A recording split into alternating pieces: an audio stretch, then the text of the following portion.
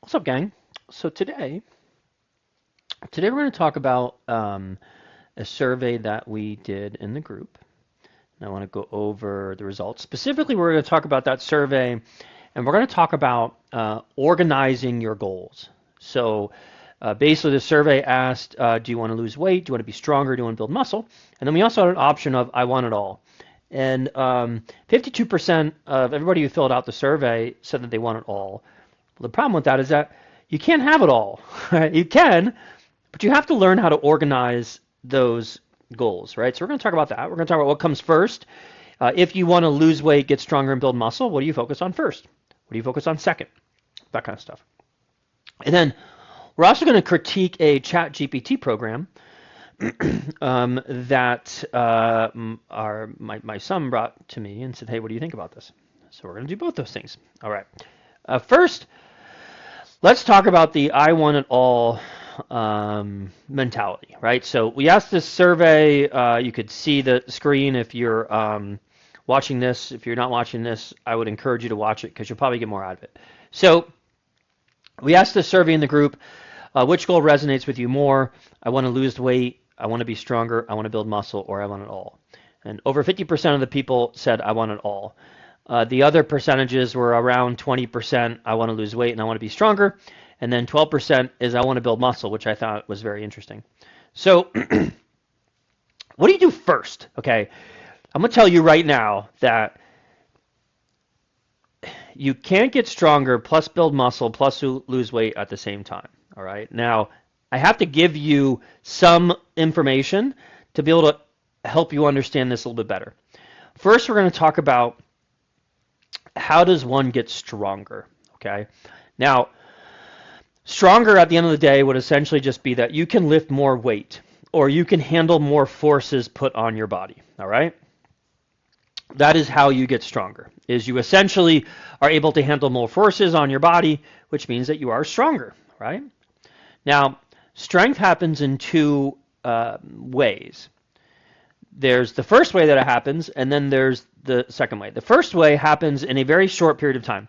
The first way will happen in anywhere between 24 hours, as much as 12 to 16 weeks, all right? The first way that you get stronger is literally just that your body learns how to do a particular movement better. So for instance, if I show you how to do a deadlift, and let's say on Monday you deadlift 50 pounds, and you're like, man, that was really hard, really heavy. And then I have you come in on Tuesday, and you deadlift 60 pounds, 10 pounds more than you did on Monday, and the 60 pounds felt like 50 pounds. And then you come in on Wednesday, and you deadlift 70 pounds.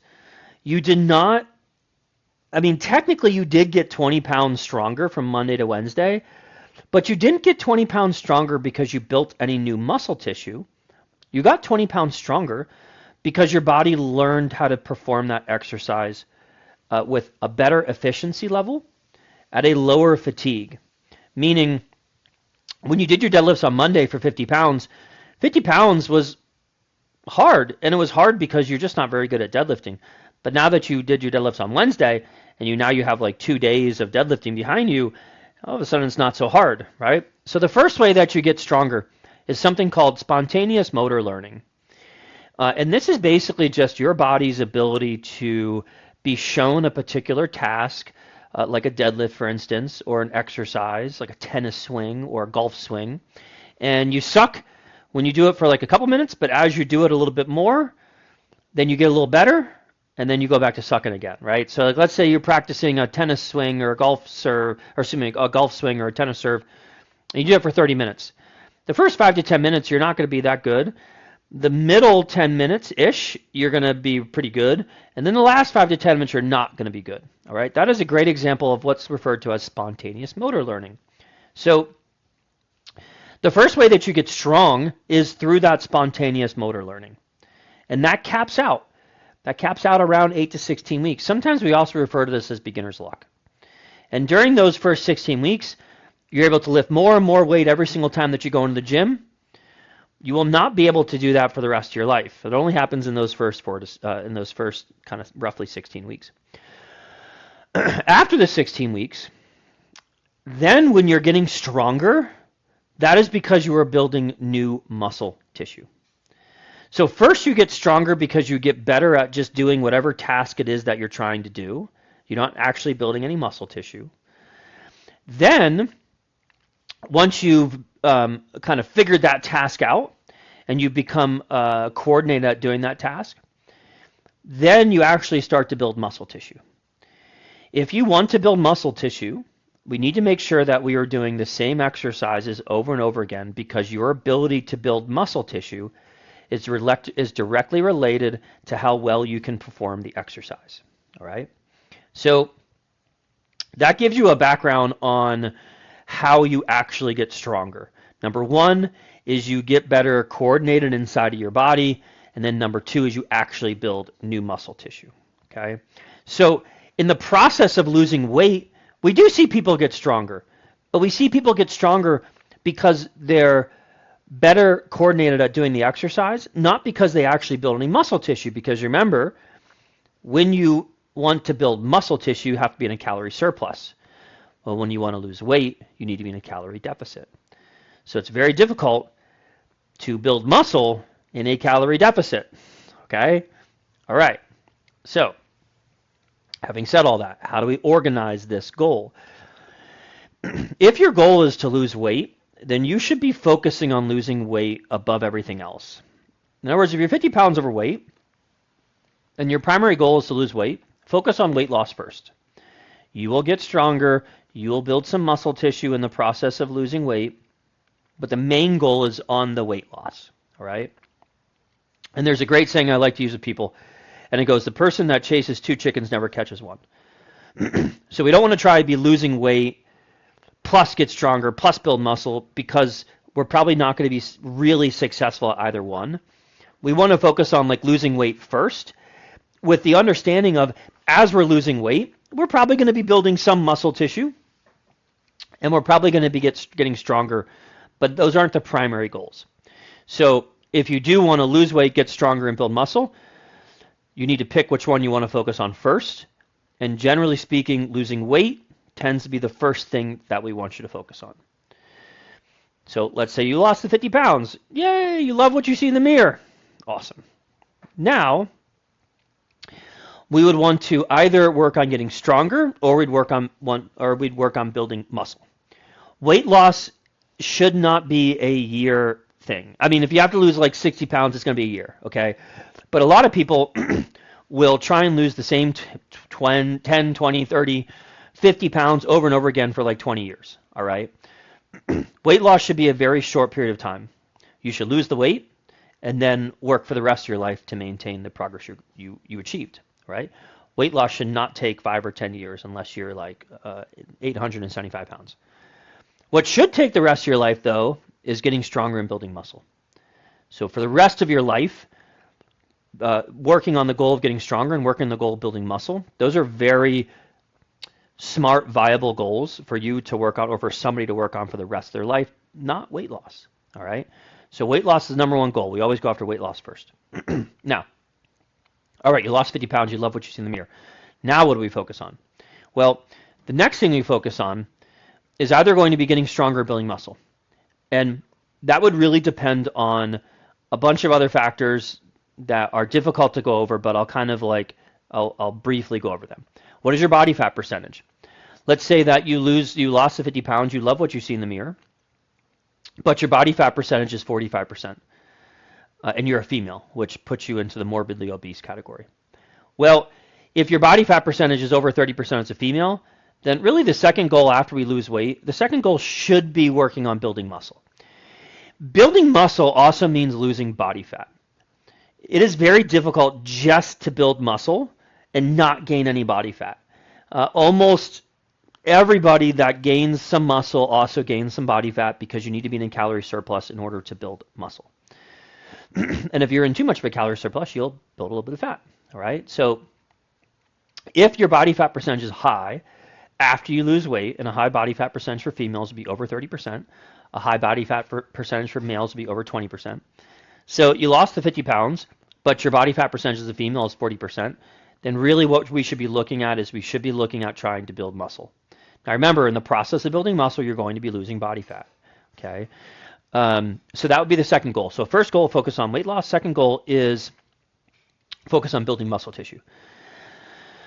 Getting stronger is kind of sprinkled into both of those goals. You are going to get stronger as you lose weight. You are going to get stronger, obviously, as you build muscle. All right. We could work on just getting you stronger as the primary goal. The problem with just getting you stronger is it's very reasonable for you to get stronger and gain weight, which a lot of people don't like. It's also very reasonable for you to get stronger and not gain weight. All right. So getting stronger, we already take care of that when we are addressing weight loss. We already take care of that when we're addressing building muscle. So really, getting stronger will be like the third goal because it's already sprinkled into the top two, right? We would never necessarily want to work on strength first unless we have somebody that comes to us that has a low body fat percentage. So a female, that would be like under 28%. Or unless the person really just are like, hey, I don't care what I look like. I don't care how much body fat I have. I just want to be as strong as possible. All right, then that's fine. We're going to focus on that goal first. But within the context of the things that we're talking about, the survey, where we had over 50% of people say they want it all, you can't get it all at once. We have to figure out what are we going to focus on first. And in this situation, the first thing we focus on is weight loss, then we focus on building muscle, and then we focus on getting stronger, right? All right. So let's go into this program critique. So our son's name is Logan, and like most kids, he doesn't want to listen to us. Okay, that's fair. Fine, whatever. So he's super motivated to work out right now, and so he has been coming to the gym in the evening, and he has been doing a workout. So he said, hey, what do you think about this workout routine? Logan's a gamer. He likes playing video games.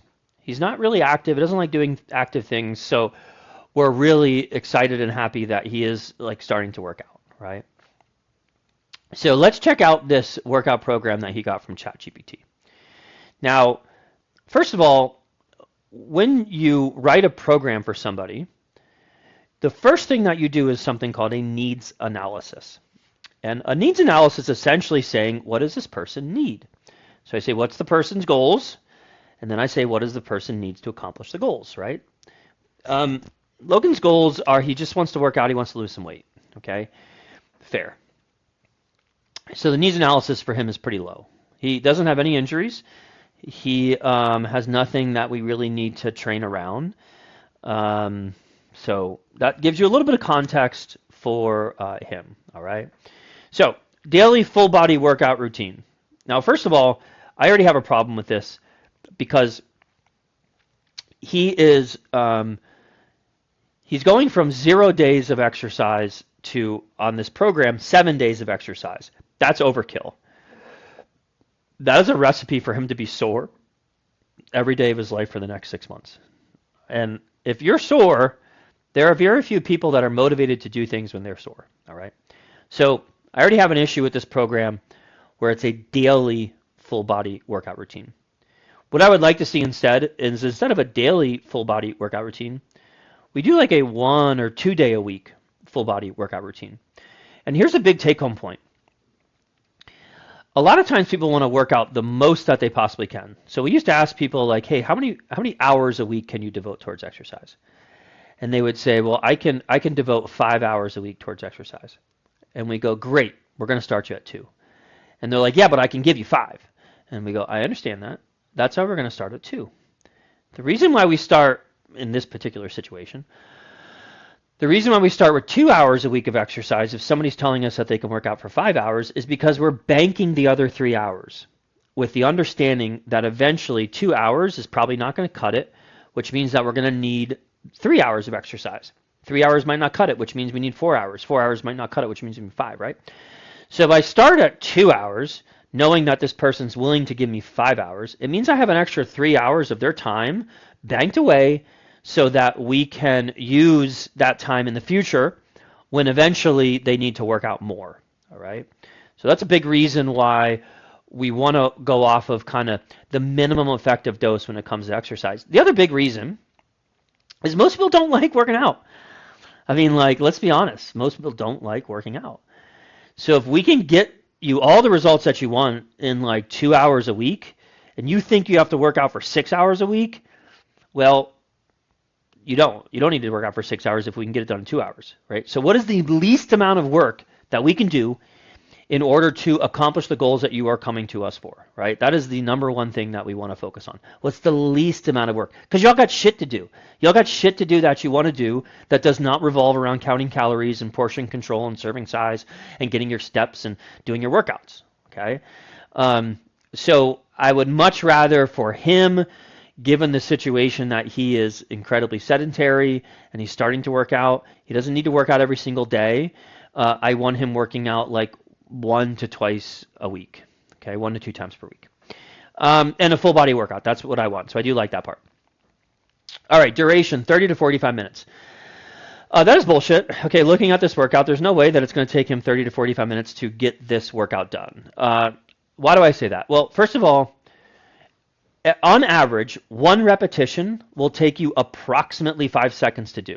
Okay, so if you're going to do like 10 push-ups, it means that it's going to take you approximately 50 seconds to do those 10 push-ups. Now, the more reps you do, that starts to create some fatigue, and so instead of 5 seconds on average, it might go to 6 or 7 seconds on average, right?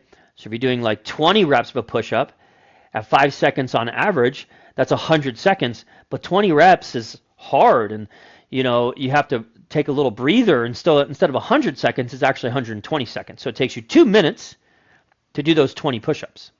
Right? Then you have to factor in rest time.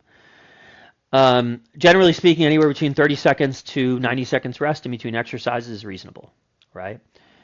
So when ChatGPT is saying this workout is going to take 30 to 45 minutes, it might take 30 to 45 minutes for you literally to do all of the exercises, but in the meantime, the entire workout really takes more like an hour and 10 minutes.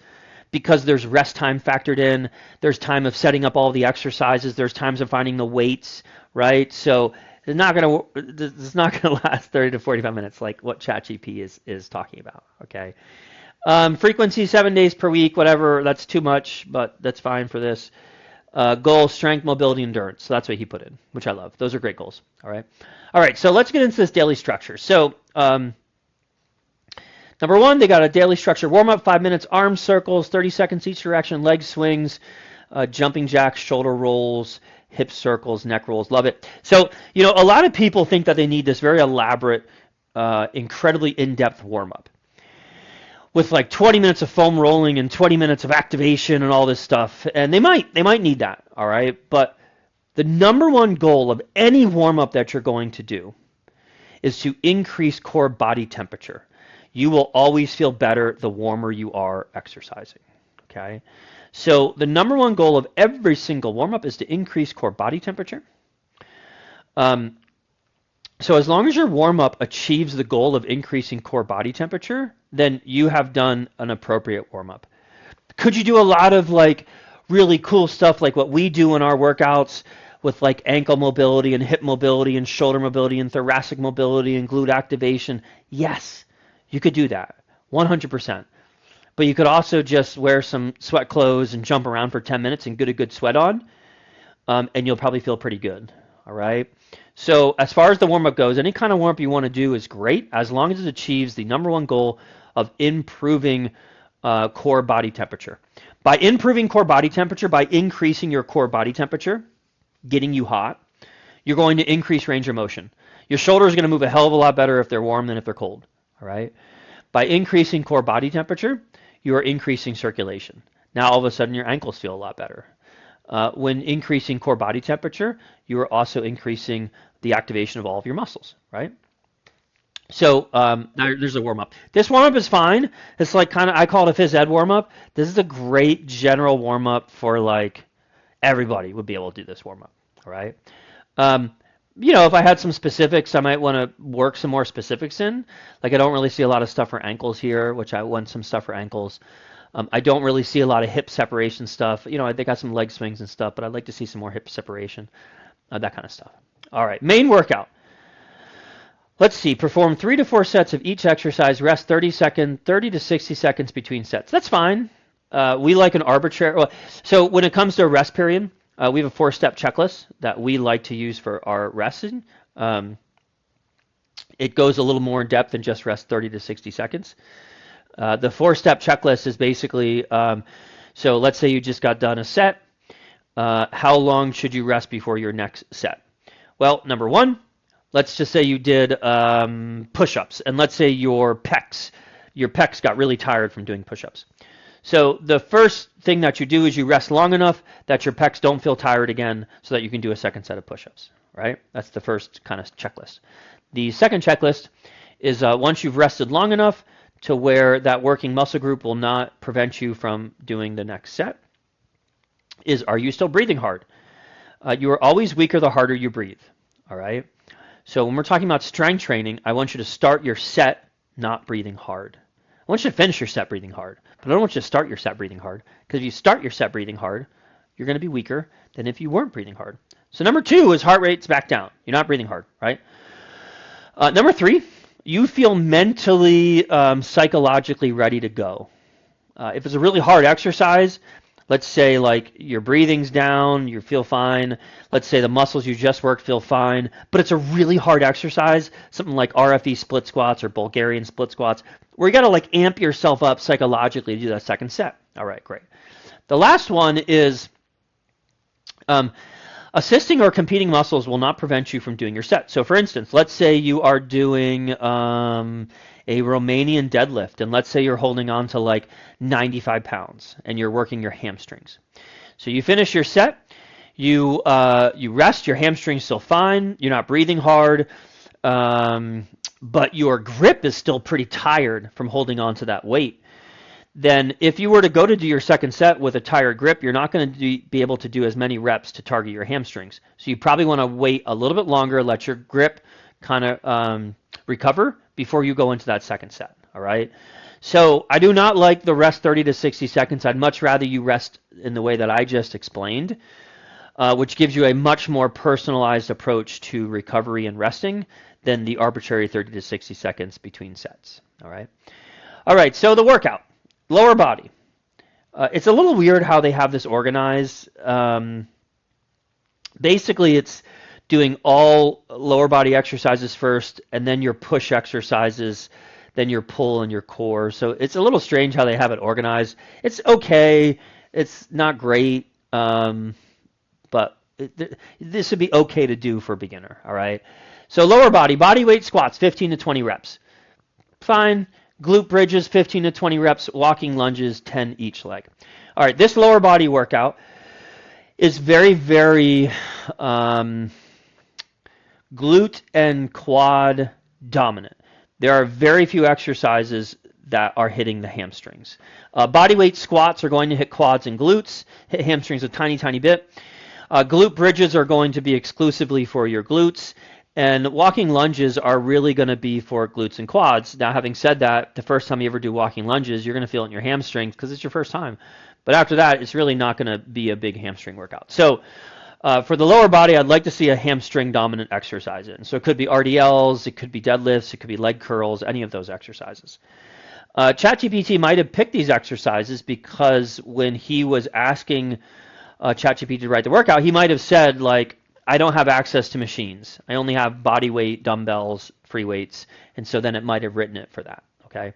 I do like how, as a beginner, one thing I will say is with him being a beginner and him doing body weight exercises, that is great, right? Body weight squat, glute bridges will be body weight, and walking lunges will be body weight. That's awesome. Body weight exercises are fantastic exercises to start because they do not make you as sore as loaded exercises. In other words, if I did 10 body weight lunges each leg, and then I did 10 lunges with a 20-pound dumbbell on each hand, the 20-pound dumbbell is going to make me a lot more sore than the body weight lunges, all right?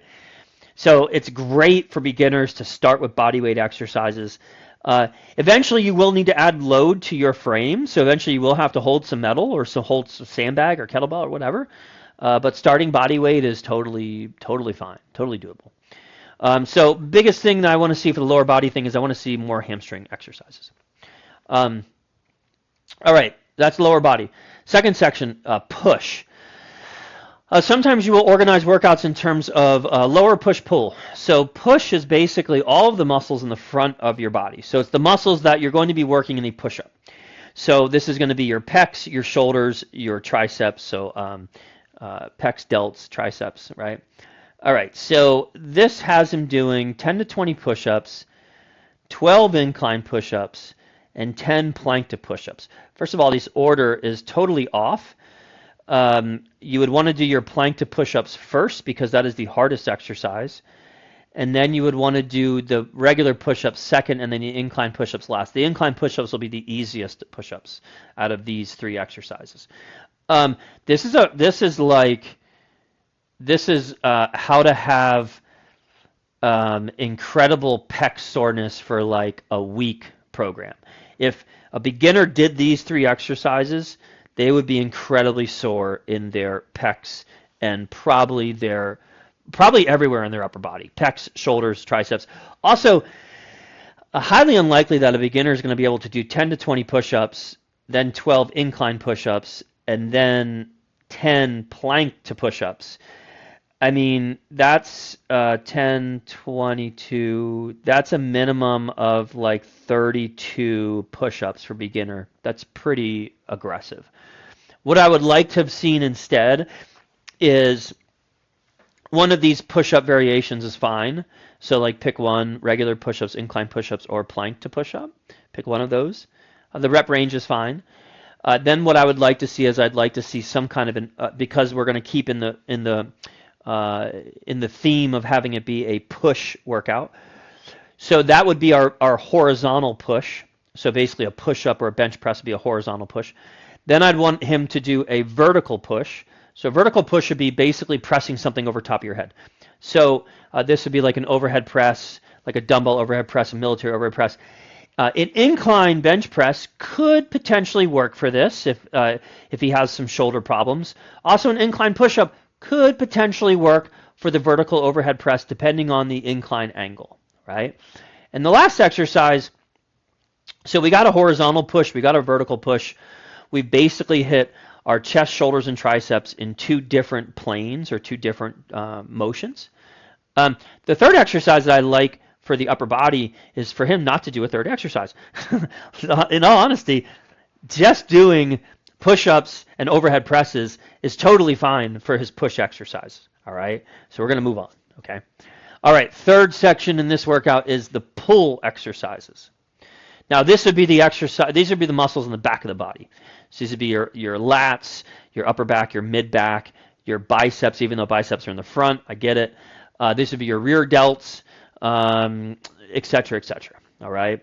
Now the first thing is I would like for all of his pull exercises to be done first, lower body second, push third, and then core fourth or core first, depending on the individual. Let's talk about that. When you write a workout, you always want the most important exercises to be first. All right. Now, for him, lower body could be the most important exercise. That's fine. All right.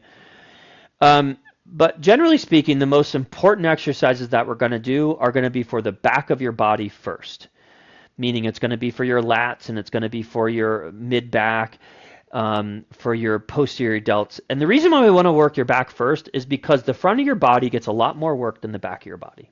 All right. This is like a whole nother 30-minute conversation that we're not going to get into. But I want the important stuff done in the beginning of the workout because that's when energy level is high. That's when concentration level is high. That's when mental fatigue is low. I want the less important stuff done at the bottom of at the end of the workout, right? So the way that I would schedule this workout or the way that I would restructure this workout would be if he's fine with doing core at the end of the workout, cool, we'll put core in at the end of the workout. But a lot of people, when the end of the workout comes, they're like, oh my God, I don't want to do anything else. I just want to get out of here. Which means a lot of times they're going to skip the core. When we write a workout for somebody, we will typically put core at the beginning of the workout. Okay, so holding true, I would take core and I would move it to the beginning of the workout. So that would be the first series of exercises that he would do. We're going to talk about core next. Then I would want him to do a pull, all of his pull exercises. Again, not necessarily how I would write the program, but going off of the ChatGPT workout. Then I would want him to do his lower body exercises. Then I'd want him to do his push exercises. All right, that would be how I would like this workout reschedule. All right, so talking about the pull exercises. So he's got a dumbbell row. He's got a reverse snow angel on floor, which is, we call it a black burn, but that would basically just be on your belly, hands in a Y position, then bringing it to a W position. And then he's got Superman holds for 30 seconds. Superman holds, I would really put that more into a core exercise than a back exercise, but it's fine. You can have it here. All right, so this is pretty shitty. This is a pretty shitty back workout, and I'm assuming that he did tell ChatGPT that he doesn't have access to a lot of equipment. So what I would like to see instead, dumbbell rows are fantastic. I love dumbbell rows. That is our horizontal pull, right? Now I want a vertical pull. A vertical pull could be a pull up, it could be a pull down. However, for him, I'm going to have him do a pull over. So that would be our vertical pull. I am going to have him do something for his posterior delts, his upper back and his mid back. That is going to be a face pull. And then I'm going to have him do something for his biceps.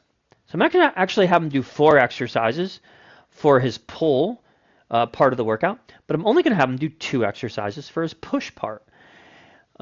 There's a reason for that. I'm not going to get into that reason right now, but in the grand scheme of things, we want to be working the back of our body 2 to 4 times more than what we work in the front of our body. All right. So that's the pull part. All right, core. Plank 30 to 60 seconds. I hate any anytime that we do a plank exercise, I do not want you to do that plank exercise for longer than 30 seconds. All right. So front planks we cap at 30 seconds, side planks we cap at 20 seconds. Why? There are 2 big reasons. Number 1, if I'm taking 60 seconds to do a front plank, and I do 3 sets of that, versus taking 3 sets to do 30-second front plank, it means that I have 90 seconds where I can spend that 90 seconds on something else. Because doing a 60-second front plank versus doing like an extra set of bodyweight squats, the extra set of bodyweight squats will probably do more for me than the extra 30 seconds front plank. All right. So I don't like people to do longer than a 30-second front plank or a 20-second side plank because we got other shit to do in the workout that's going to give us way more bang for our buck than holding your hips up off the floor. All right. The second reason is when we talk about core, we talk about the core itself, and we say like, well, what's the job of the core? What's it really supposed to do? The core has basically 2 jobs. Well, it has a primary job of preventing motion, and it does that in 1 of 2 ways. The core is meant to work at a very, very high level for a low period of time, and it's meant to work at a very, very low level for a long period of time. So low level, long period of time, we'd be going for a hike. High amount of work for low period of time would be doing like a sprint. All right. So your core is not meant to work at a high level for a high amount of time. It just doesn't, it's not designed to work that way. All right. So that's why we want our core training to be on the slightly lower end of the spectrum for time. So plank 30 to 60 seconds, whatever. I would chop that down to 30 seconds. Leg raises 15 reps. That's fine. Russian twist. We don't call that shit Russian twist anymore. We call that seated twists. All right. Anyway, I'm surprised ChatGPT used Russian twist. Russian twist with leg raises and bicycle crunches is a little bit overkill. We could probably drop the Russian twist out and keep the bicycle, or the seated twist, excuse me. We could probably drop the seated twist and keep the bicycle crunch, or we drop the bicycle crunch and keep the Russian twist. But either one of those would be fine. All right, cool down. No, you don't need to do a cool down, okay? Cool downs were like a thing back in like 1979, but nobody does a cool down now because I don't even know what you cool down. Your cool down is basically like wiping the sweat off your face and getting into your car. You do not need to do a cool down, Okay. Now, if you want to do some static stretches at the end of the workout, that's a totally different situation. It's a great time to do some static stretches at the end of the workout. And you could call that your cool down. But I do want to address a little bit of the cool down because it's interesting what ChatGPT used for some of these exercises. So forward fold stretch, I'm assuming that's just touching your toes. Cat cow, that's fine. Cobra stretch. I'm not quite sure on what they're talking about, the cobra stretch. So we're going to go off of laying on your belly with your arms propped underneath your shoulders. Usually that's called a prone cobra. Child's pose. So child's pose is basically where your butt's on your heels and you're kind of resting your chest on your knees. And then deep breathing for 2 minutes. All right. The deep breathing for 2 minutes is interesting. The idea with deep breathing is the more breaths you take per minute, the more excitable you are. So if you show me somebody who's taking 20 breaths a minute, and you show me somebody who's taking 10 breaths a minute, let's say that they are both identical twins, the person that's taking 10 breaths a minute will have a lower heart rate, resting heart rate, than the person who's taking 20 breaths a minute. And that person who's taking 10 breaths a minute with a lower resting heart rate will have much lower levels of perceived anxiety. They'll have much lower levels of perceived fatigue. They're going to be more chill. They're going to be much happier to be around. They're going to be easier to deal with than the person who's taking 20 breaths a minute. All right. So the deep breathing, I'm assuming, is there to help you relax after the workout. To be honest with you, I would rather you, if you're going to do some deep breathing, I'd rather you do the deep breathing at the beginning of the workout, not at the end of the workout. And the reason being is because I want you to do that workout.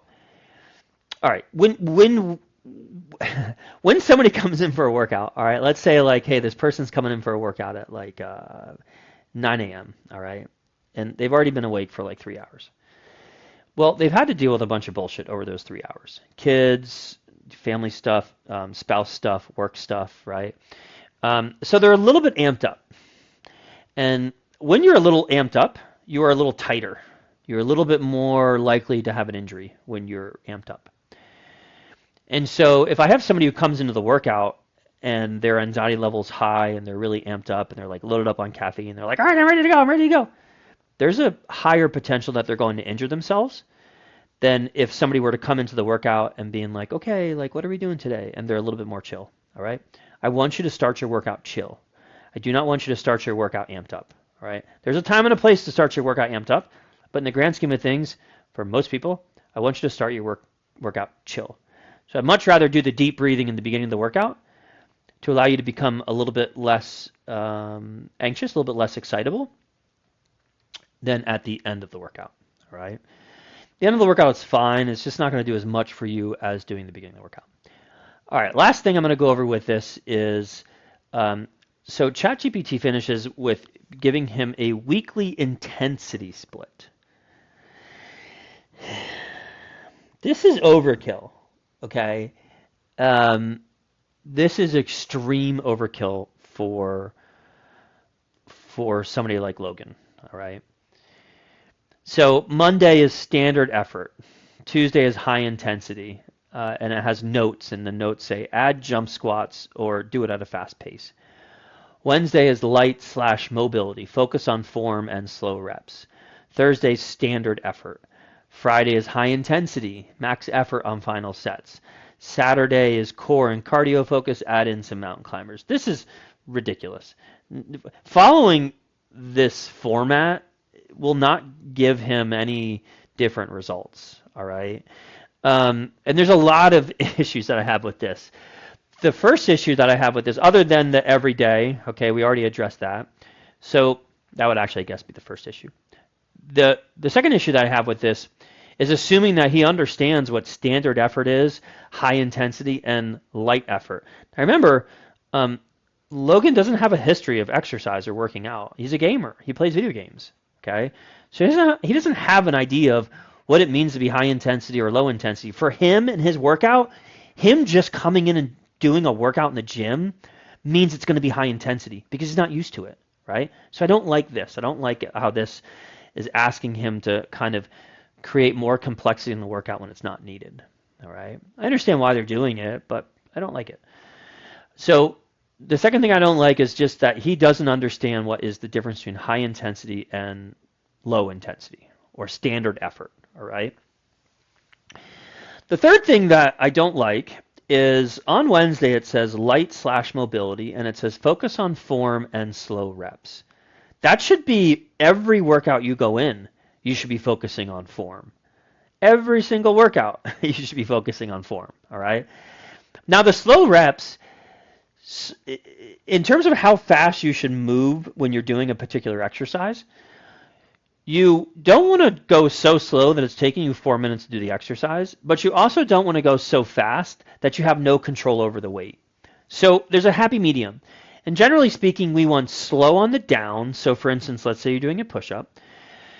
You would go slow on the down, so you'd go slow as you lower yourself down to the floor, and then you would try and go fast away from the floor. Let's say you're doing a bicep curl. You would go slow as you're lowering the weights down, and then you would try and go fast as you're bringing the weights up. How fast? Slow enough that you're able to feel the weight, but fast enough that you don't take 5 minutes to do the set, which is a little bit confusing. I understand that. But basically, you need to be moving that weight at a speed where you can feel your muscles working. If you are moving that weight so fast that you do not feel your muscles working except at the beginning of the rep and at the end of the rep, then that weight is too light and you are trying to move that weight too fast. So I do not like how it's essentially saying 1 day out of this 7-day workout, I want you to focus on form and slow reps. No, every workout that you go in, you should be focusing on form. Okay. The slow reps is tough because slow could be a 10-second rep or slow could be a 3-second rep. Okay. But again, you just want to be moving the weight fast enough / slow enough that you can feel the muscles working throughout the entire range of motion, not just at the beginning and at the end. The other issue I have is max effort on final sets. Well, what's the difference between high intensity and max effort? I don't know. There is no difference between high intensity and max effort, so that's confusing. I would much rather him give a moderate effort for like the first couple weeks of him working out, maybe in the first couple months of him working out, because he doesn't have to give a maximum effort because his training history, the length of time that he has been training, is non-existent. So remember, it's not about how hard you can work out in the gym. It's about how easy can you work out in the gym and still get the results you want. What is the least amount of work? Don't worry about that hole in the background, okay? What is the least amount of work that you can do in order to get the most amount of benefits from that work? That is what we want. I'm 46. I have been working out since I was 12. When I go into the gym, I work out really, really, really, really, really intensely. But I do not work out really intensely every single week because I can't. If I work out the same intensity level every single week, that means by week like 4 or 5 of me doing a workout program, I will be crushed. Okay? So what I do is I titrate my intensity up and then I drop it back down. So for instance, I've just started a new workout program this week. It is a 6-week workout program. The first week will be easier than the second week. The third week will be harder than the second week. The fourth week will be harder than the third week. The fifth week will be harder than the fourth week. So on my week 2, I am not working out on week 2 at the same intensity level and the same effort as what I will do on week 5. I can't do that. I will injure myself. All right. So the take-home point for you is if you are somebody who has a low training history, meaning, you're sedentary, couch potato right now, you probably don't have to work out that hard. You just need to show up and consistently show up. And maybe work out at like 70% of your effort, of your capacity. Eventually, you will have to work out a hell of a lot harder, all right? But in the grand scheme of things, for beginner, you can get great results and also not be so sore by just working out at about 70% of your ability level. All right. Thanks for tuning in.